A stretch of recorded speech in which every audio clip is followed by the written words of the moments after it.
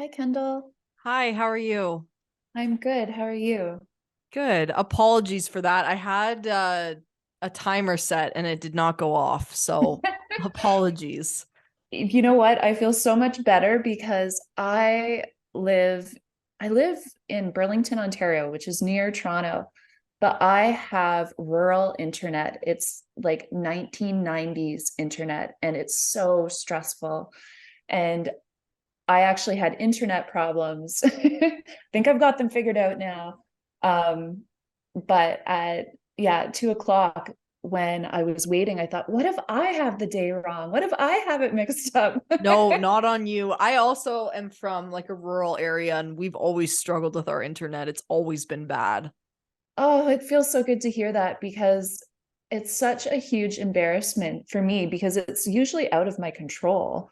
Yes, How good or bad the internet is, if it's raining or a blizzard. I know, darn it, I can't control the exactly. weather, and now my internet is going to be more unstable. So it's nice to know that there's another person who is creating podcast content and has internet issues. I actually had to I had to go get a new data plan from my phone provider so Me that I too. could go on hotspot if I ever needed, like if my internet was down, because that was my only option. And it's so confusing to me how I can get like 5 bars 5G on my phone, but I can't with internet. Like that doesn't make any sense to me. Isn't it the same thing? Agreed. Yeah, that's what Anyways. I'm doing right now. I'm hotspotting on my phone and just fingers crossed that it gives me consistent internet this whole time. Which reminds me, if I freeze and I get bumped out, just know I'm coming back as quickly as I can. Okay, no worries. Well, it's been good so far, so Yeah, fingers crossed it'll be good for the whole time. that's right. Well, I really appreciate you taking the time to come on here and speak and share your story. And so if you're ready, we can just jump right in. Sure, let's jump right in. Thank you for having Awesome. Of course. Why don't you start by just introducing yourself, telling us a little bit about who you are, and ultimately, I guess, why you're here? Yeah, well, I always actually stumble at this question, who are you?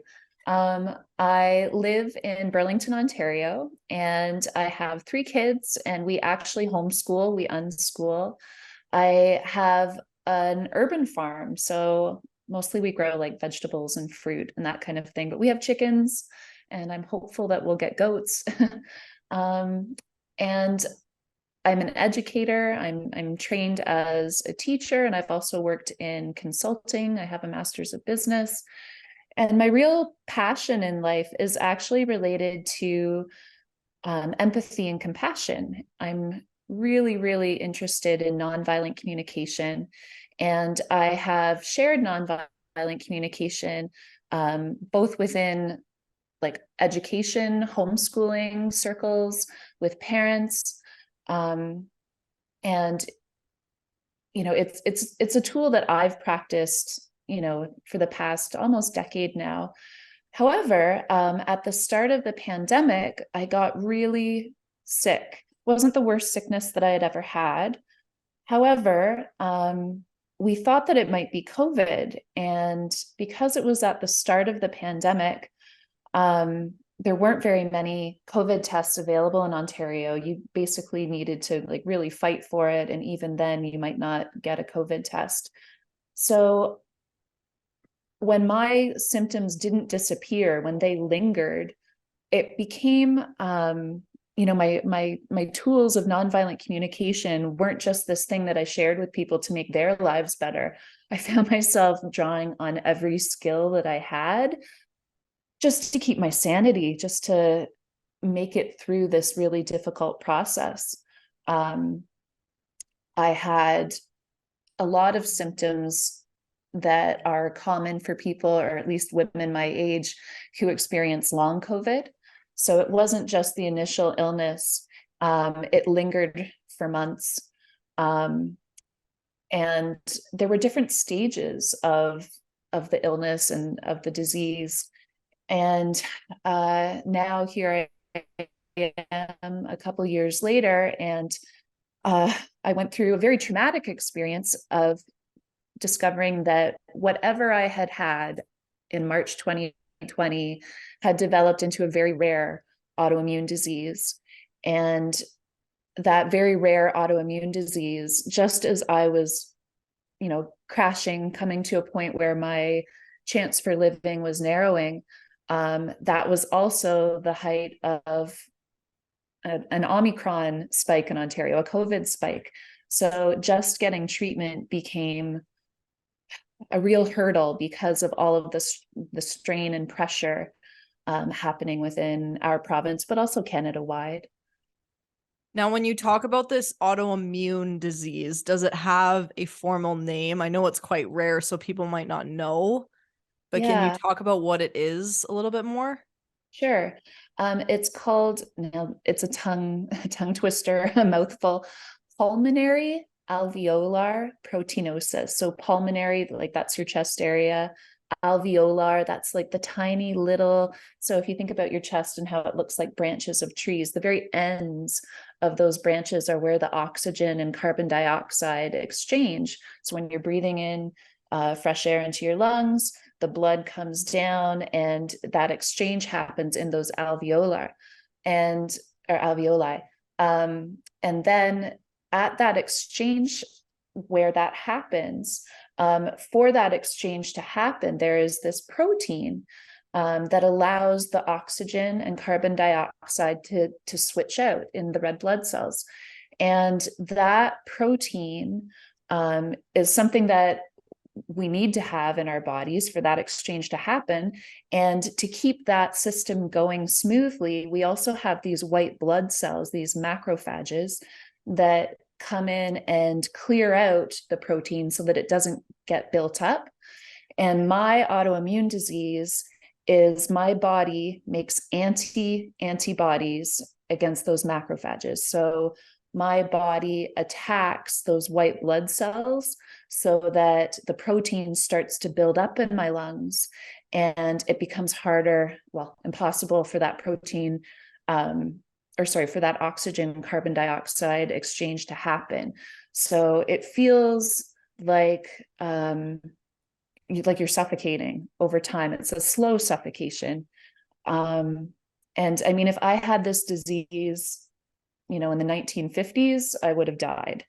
Now they have one treatment in Canada, and it's a whole lung lavage, which is slightly different than a lung lavage you might have if you had pneumonia. That might be like a day surgery. A whole lung lavage is a big procedure and a long recovery period. But I'm thankful that there's something. Have you had the surgery yet?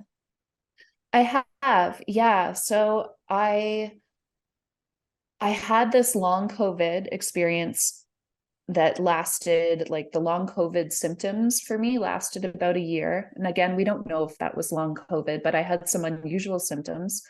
And then I just started to have through the night, like these experiences of just waking up and not being able to breathe. And after one of those experiences, I went to the ER, and it was in the middle of COVID. So it was quite an experience just being in ER at that point in time with something going on with my lungs that looked like COVID.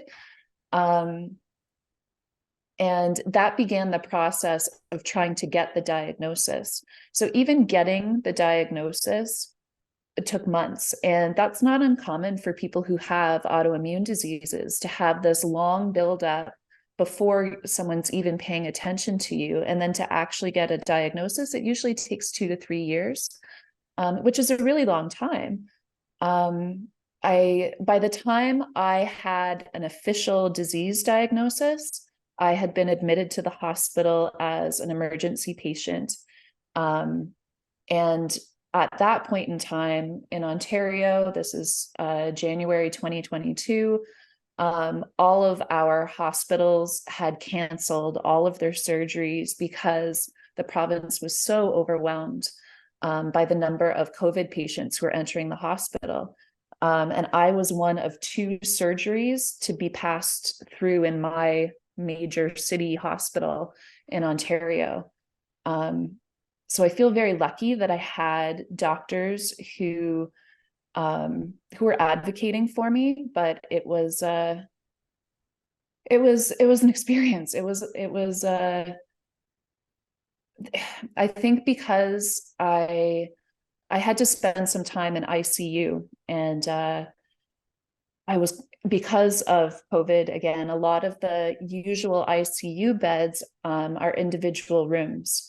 But because we didn't have COVID, we had other issues. They converted a storage closet into a ward style ICU room.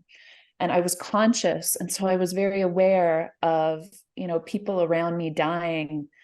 Like it was a lot to take in and not be able to turn off, not be able to block out the sounds.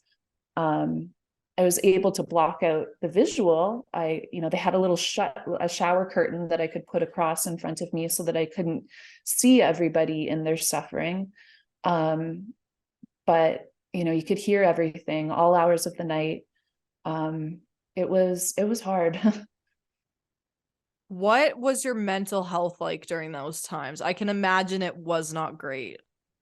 That's a great question. It wasn't great. And there were so many different aspects to it. I think as I was trying to get just anyone to pay attention to my symptoms, because when I first got sick, the whole world was, COVID, trying to figure out, what is this thing? Is this real? Is this not real? How does it affect people? And then I was also at the beginning, like the cusp of people who had long COVID.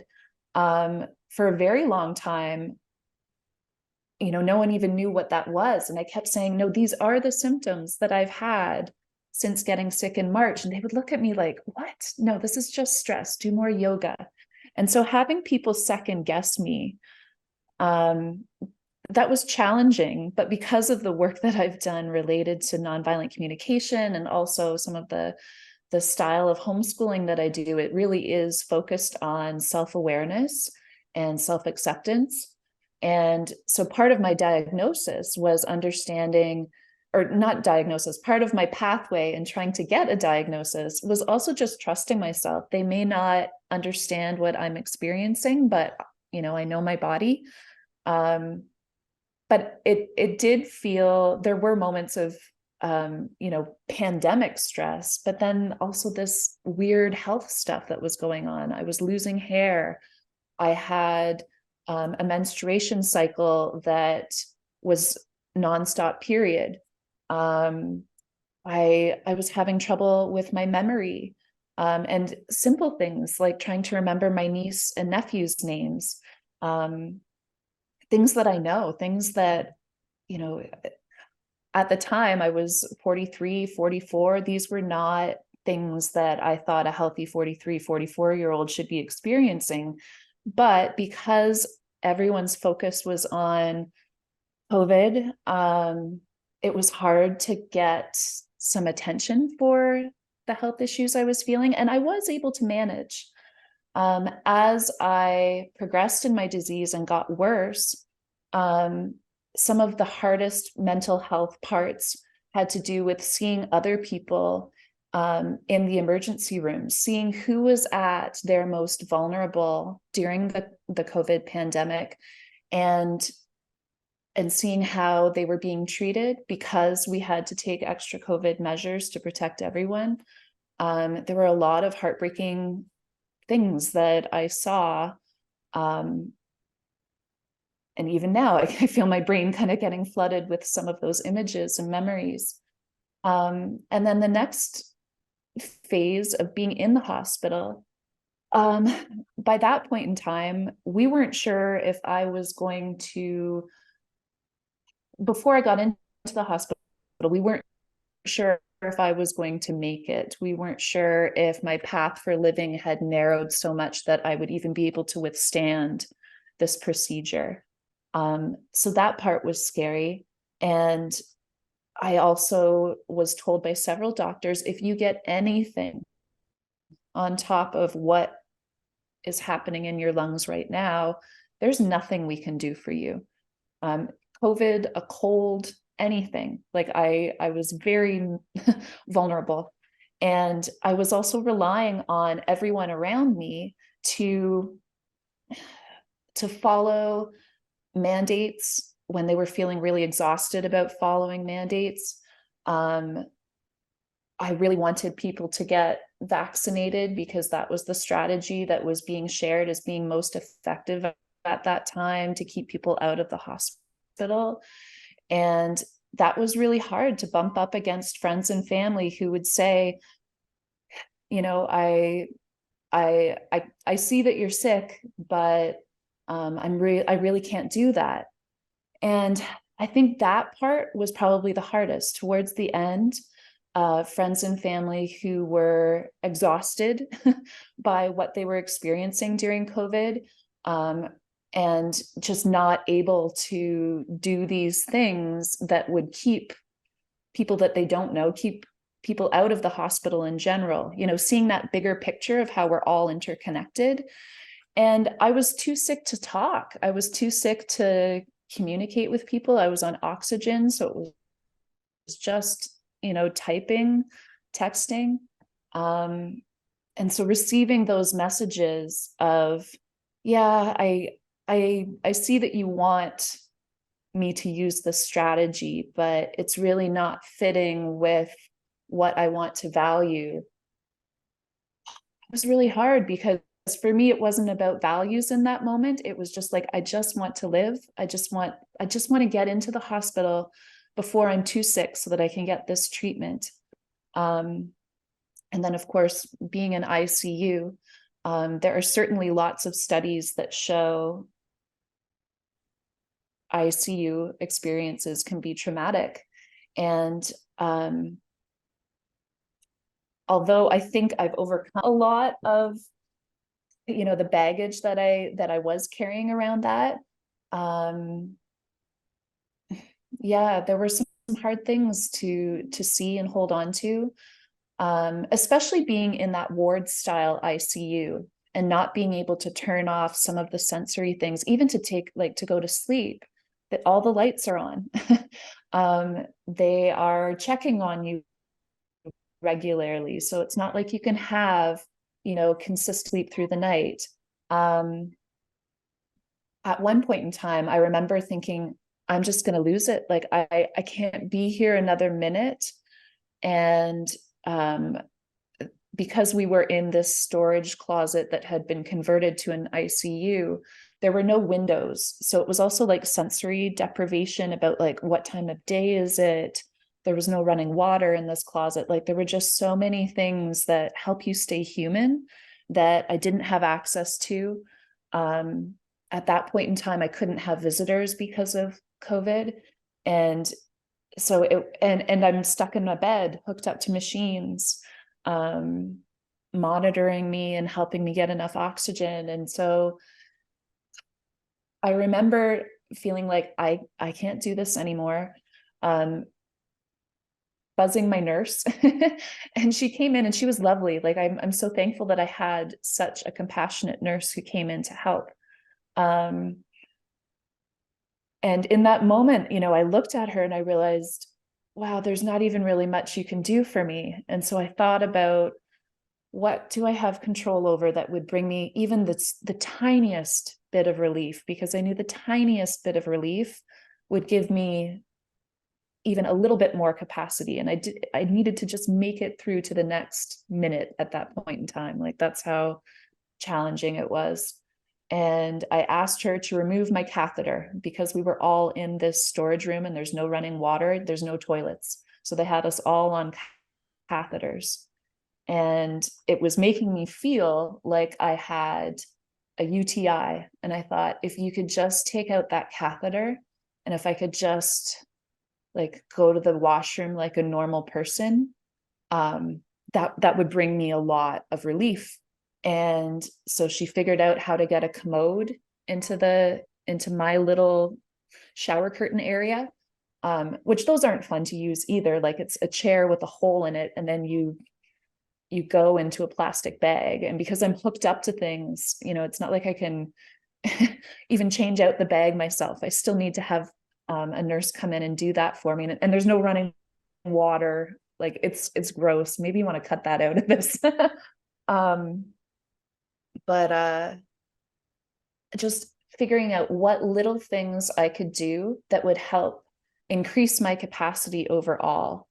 The downside of reaching that moment of I can't take this anymore, asking the nurse for help, she had to put it in my chart that I was reaching this moment of this is not working for me. I need, like, I'm losing it. Because then every staff changeover, they're coming in and checking on my mental health, but not in a way that felt supportive. It was in a way that felt like they're looking for more signs. So that was tricky. It felt like instead of feeling like I can unmask and share what's bothering me, once I caught on to how this was going to work, I was like, okay, keep that mask on. And just be strategic here. I think it's really interesting to hear a different perspective of the COVID story, because I guess a lot of what we're seeing and what we have consumed about COVID has always been, I'm from Alberta, so everybody here is like anti-mask, anti-vaccine, anti-everything. And I'll be honest, like there was periods of my life where I also said, why do we have to do this? And I think it's very Right. eye-opening to hear it from the other side of somebody who was in the hospital needing a life-saving measure, and how scary it can be to not have control over what everyone else is doing. It might be a government issued mandate, but that doesn't mean that you can control how people respond to it. So I can't imagine how scary that would have been for you.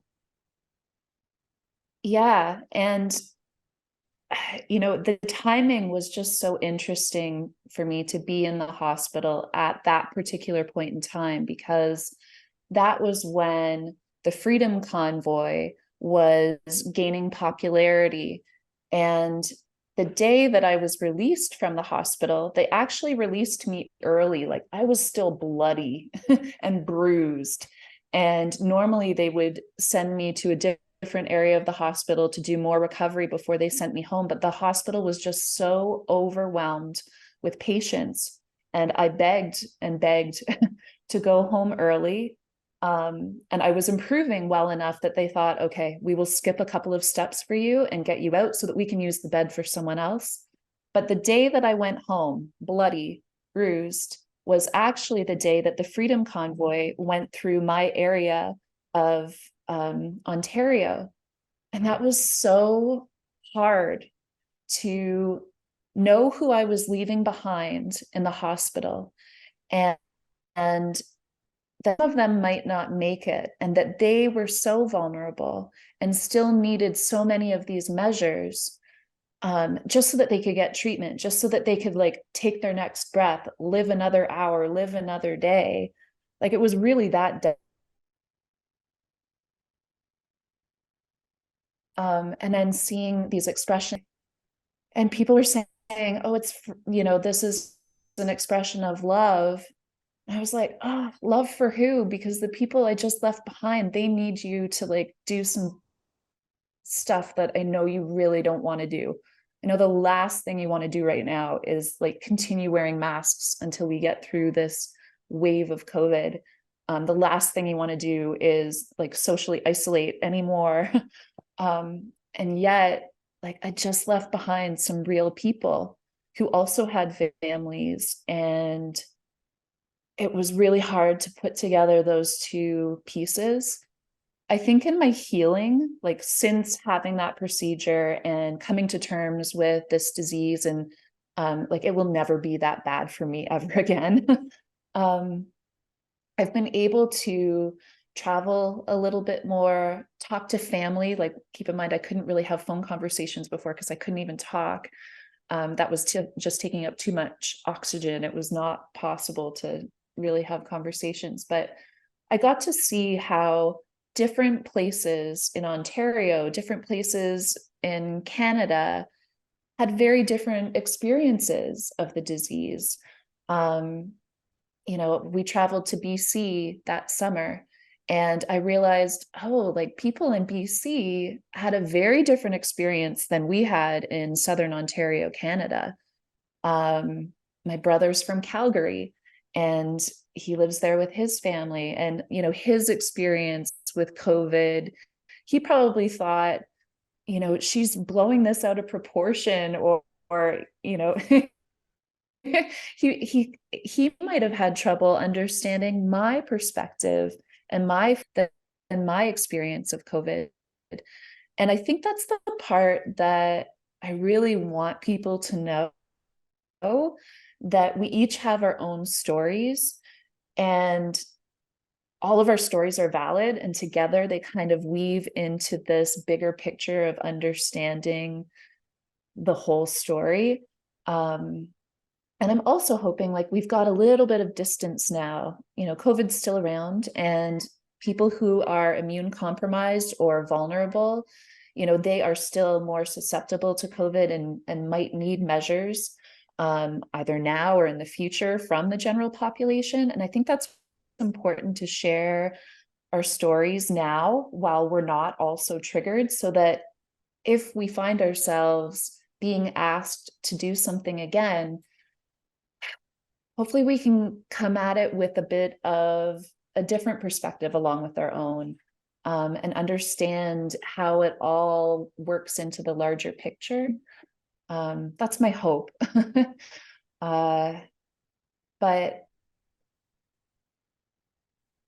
it was such a divisive time, like there was a lot of pain for people. And um, the I think COVID really triggered a lot of people in different ways.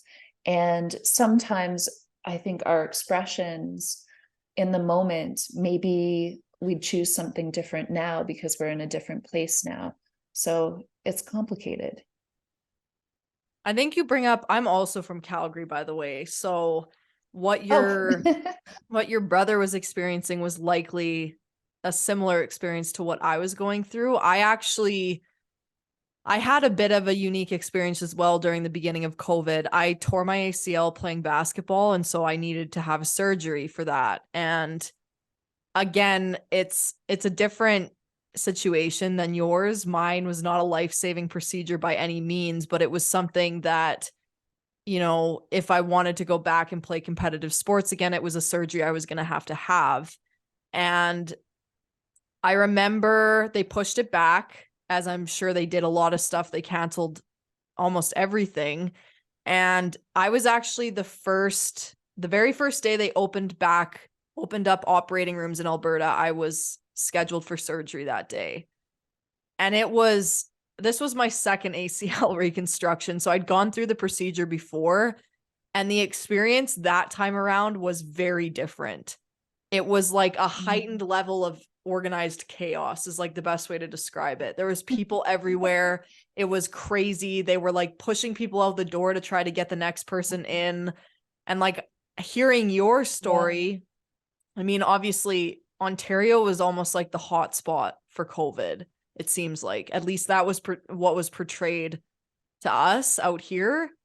And so to hear what it was like on the inside, it just offers up, and I don't think just around COVID, but about in general, that perspective is everything. And it's so important to be able to have different perspective, because you can't be compassionate or kind without understanding what the other side of it is, or without understanding what someone else may be going through.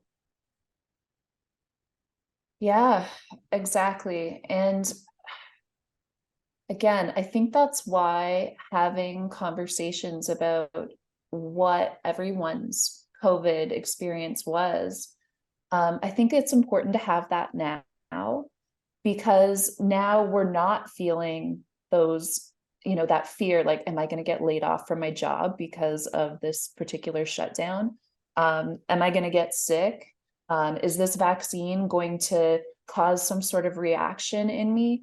There was so much fear.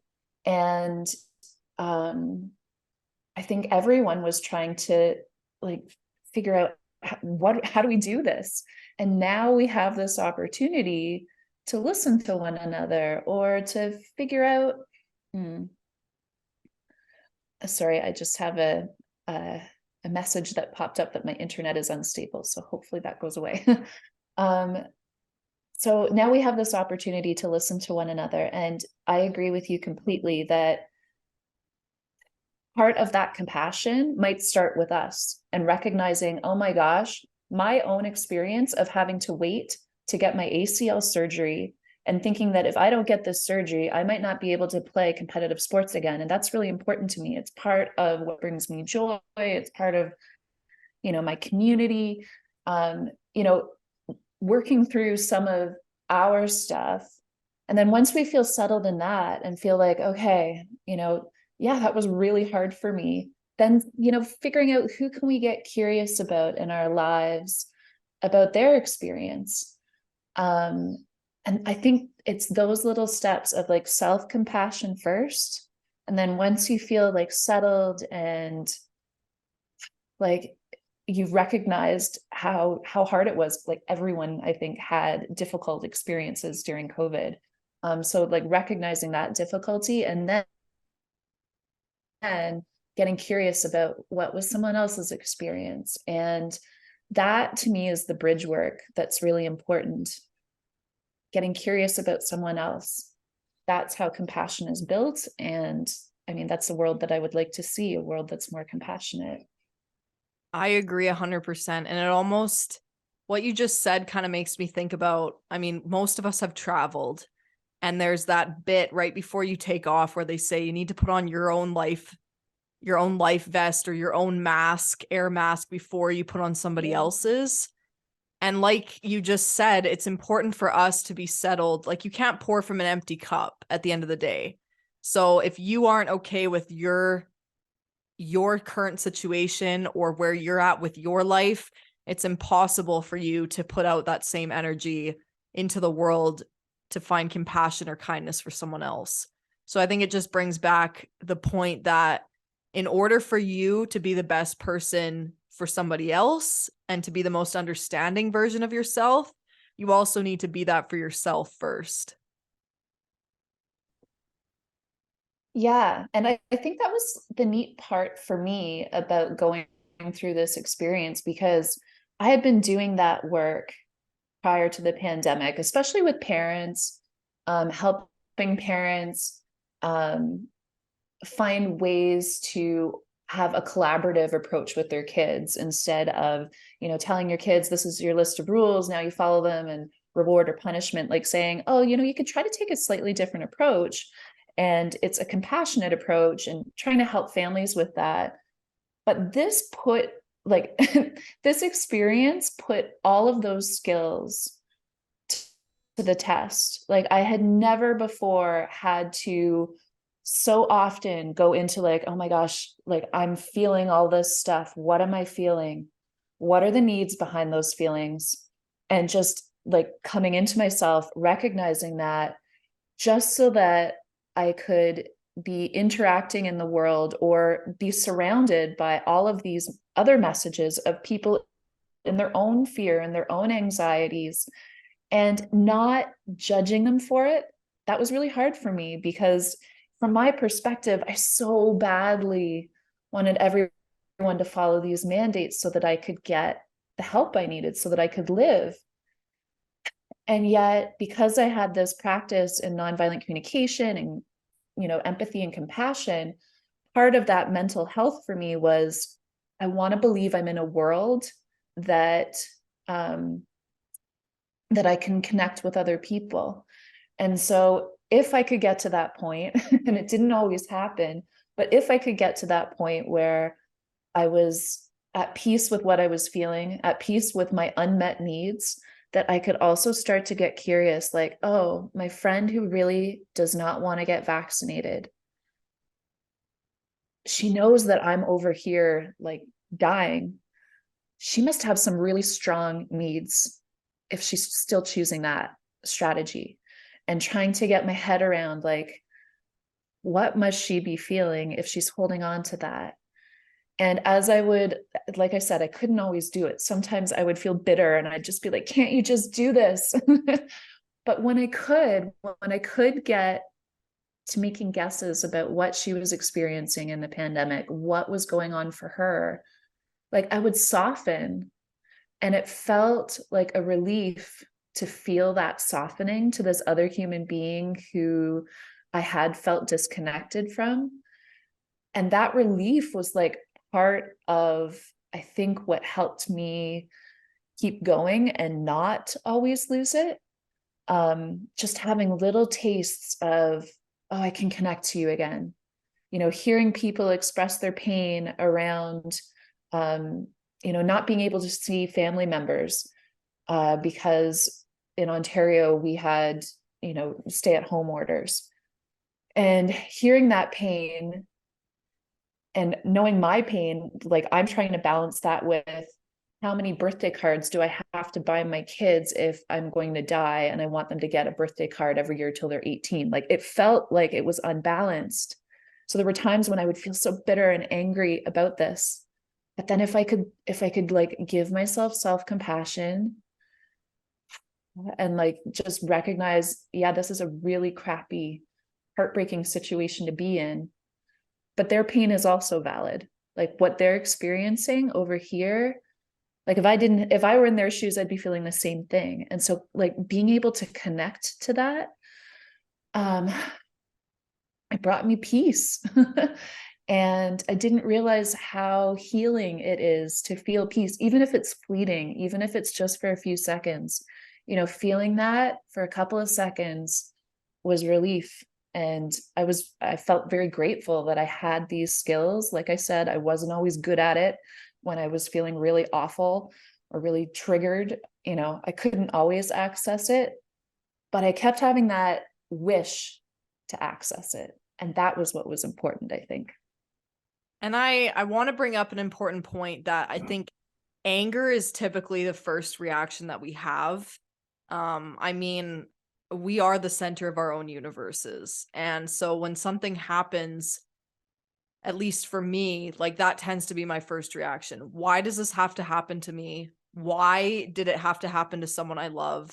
Why do bad things happen to good people? And immediately it's this very negative cycle. And so I can't, I can't even imagine what position you were in first.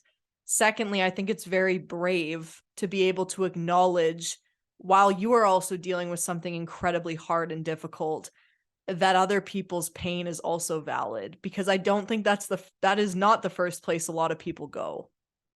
And it's not something that a lot of people consistently do either.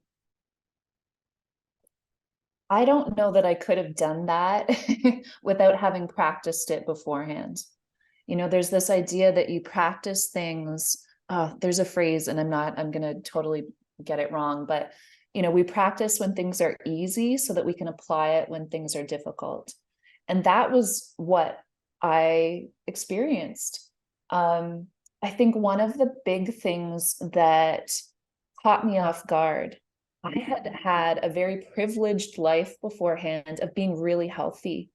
And this experience showed me, like, if we are lucky and if we don't have violence in our lives, one day we will all experience illness and disease. This is just like death is as much a part of life as any, like that's just the way it works. And um, so it was a tricky thing to like grasp, that life is full of injuries, illness, disease, dying. We tend not to look at it. And I think that's one of the sad things about our culture, is we're so removed from some of these difficult feelings, difficult experiences. And then when they happen, it becomes really hard to handle our own pain or to experience the pain of someone else.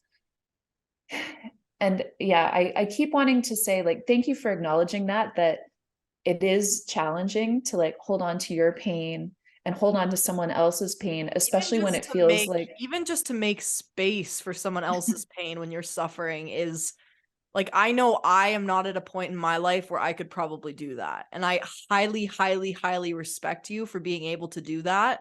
But I know that's not something I could do. And it takes a lot. Like, it takes a lot to get to that point where you can comfortably sit and say, you know what? Just putting yourself in someone else's shoes. Yeah. And again, I would want to say, I kind of see it all as a spectrum. And so what you're saying, I can't imagine holding on to that other person's pain. I did hear you though say like you could feel anger perhaps around your injury. And just being able to acknowledge like, I feel frustration that I can't get this surgery right now, or I'm putting ideas, I'm making guesses, I might be way off on your experience, but um like just that step of like acknowledging what you're feeling, acknowledging the anger, then getting curious like, what needs are behind that anger. And maybe your need is like to be able to have predictability in your life. Like you want to go back to having this routine that you really enjoyed of playing basketball. Maybe when you got this injury, now you couldn't hang out with all of the people you played basketball with, and you're missing that sense of community. So that process of even just being aware of what we're feeling and then getting curious about like, what's the need behind that feeling? That's actually part of the same thing that I was doing, because once we kind of get good at doing it ourselves, we naturally will start to get curious about someone else. And in fact, that was something that was really highlighted for me in my experience. I didn't want to like should myself into like having compassion for the other person, because I couldn't. Like if I tried to do that, if I tried to say, oh well, I'd be a really good person if I tried to like understand their perspective, if I tried to do that before I was ready, I would get like all of these nasty kind of judgy thoughts that would pop in. And so I knew, I'm like, I need to spend more time in self-compassion here, because it's not true compassion that I have for the other person right now. I think um it's a good reminder too that that's something that we should be doing on a regular basis, and not just, I mean, we talk about doing the inner work, we talk about doing the self-healing, we talk about working on ourselves in that respect, but what exactly does that mean and for what purpose? Because until you're at a point where, I mean, people say it all the time, if you don't love yourself, you can't fully love somebody else. And I think it goes for a lot of other things too. If you can't sit with yourself and give yourself the grace to deal with what you're going through, you can't possibly expect to do that for somebody else. exactly, Kendall, that's exactly it. And I have seen that in my work, working with people, working with families, working with kids. Kids are great at that, actually. Expressing themselves. um but yeah, that like taking the time to slow down and get curious about, I'm feeling really angry right now, or I'm feeling uncomfortable, or there's just like an inkling of an icky feeling in me around this situation, and then just getting curious, like what's that about. We start to like strengthen our internal compass, and we get better at it. And then the more we get better at it for ourselves, we actually get better at making guesses for other people about, oh, I wonder if they're feeling this in this situation.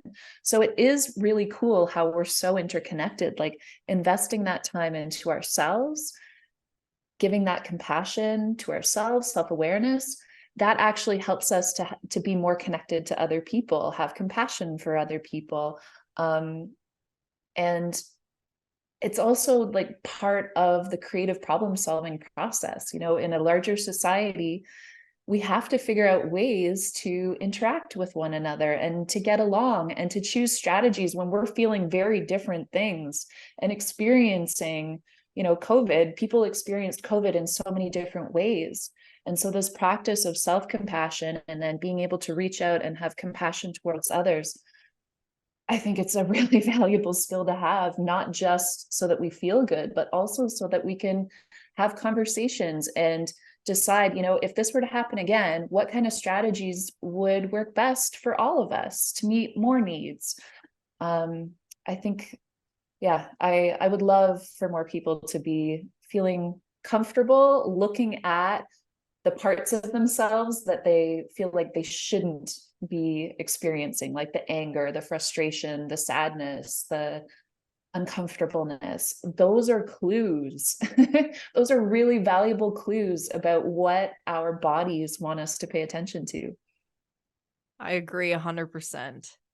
I do have a question for you based on what you've been through and after having gone through what you've gone through, how has that experience changed your perspective overall on life? Oh, that's such a good question. um, It's a little bit deep, I guess. I love deep. That's fine. I when I first got out of the hospital, keep in mind when I went into the hospital, we like I it was scary. And so when I left the hospital and I realized, oh wow, I get to live, um, I went on like I was on a high because I wasn't sure I was going to live. And suddenly realizing I get to live. And I'm looking around at everyone, and it was the one thing I wanted everyone to know, like death is always right there beside us and not in a scary way. Like disease, death, illness, it's always right there. It's always been right there with us, part of life. And it's not in a way like grim reaper, scary kind of thing. It's more like, how do you want to live? If you know that, you have 1 year left to live, what would you want to value? Are you living in accordance to the things that you want to value? Would you make changes? I know we can't all live like we have 1 year left to live, but just having that piece highlighted to me, like we don't all get to live. The time that I got sick, a family friend, she got sick and she had cancer. And a week after I got out of the hospital, she died. And we're pretty much the same age. And it was just such an impactful reminder that we don't all get to live. We don't all have this certain future that we can trust will happen. And so it's so important to be living in accordance to our values the best we can. And it doesn't mean that, you can always set up this perfect life for yourself, but given the choices that you have, are you feeling good about the choices that you're making? And if not, it's not such a bad thing. It's just showing you like, oh, this choice didn't feel good. What would I want to do instead? What direction would I want to go instead? What would I want to try? Um, so I think that's the piece that I would love for people to know, that like life is so precious. Being able to breathe is such a gift. Um, and what do you want to do with your next precious breath? What do you want to do with this precious life that you have in front of you? Not that you have to change anything, but just being aware of the fragility of it and how lucky we are to get to experience all that we've experienced. Not to diminish hard stuff, but we're all still here. I think that's a great reminder, a very good reminder. And especially to anyone who's younger who may be listening, I think we fall victim a lot to thinking that we have all this time left. I mean, when you're in your early 20s, even to late 20s, you feel invincible. You don't think that anything bad can happen to you. And if anything, this is just a reminder that, like you said, life is precious. Every second that we get is not guaranteed. And so if you want to do something, you should do it. If you want to go somewhere, you should go somewhere. Granted, again, not everybody has the financial freedom to do those things or to live a life that they truly do want, but I've always believed that you're only one decision away from living a life that's aligned with you. And it's just a matter of Mhm. kind of wrapping our heads around this concept that time is the only thing that you cannot get back. Right. Right.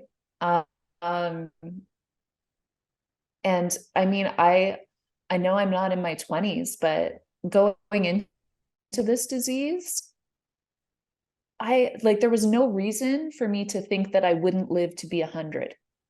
Like I was so healthy.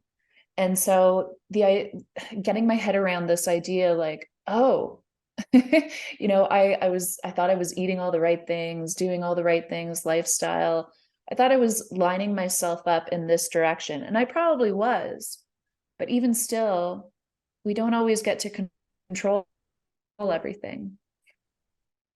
Um, and so, are you living? Oh, then like,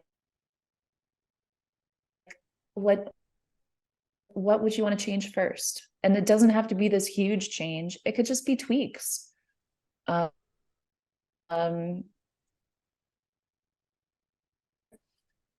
my heart, that one's still that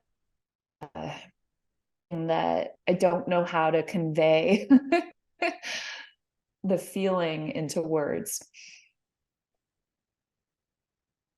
I think, can you still hear me?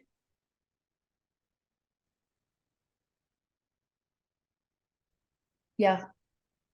Okay, there's a little bit of a lag. So I apologize.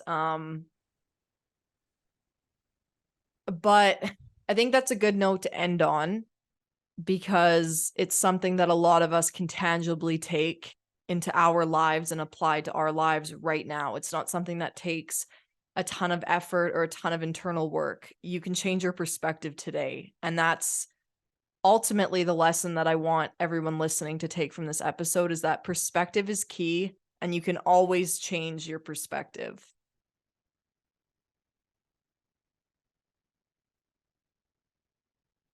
Well said. Thanks so much for having me, Kendall. Thank you so much for coming on the show. It's been a pleasure. And I look forward to connecting with you later. Sounds good. All right. Have a great rest of your day. You too. Bye. Bye.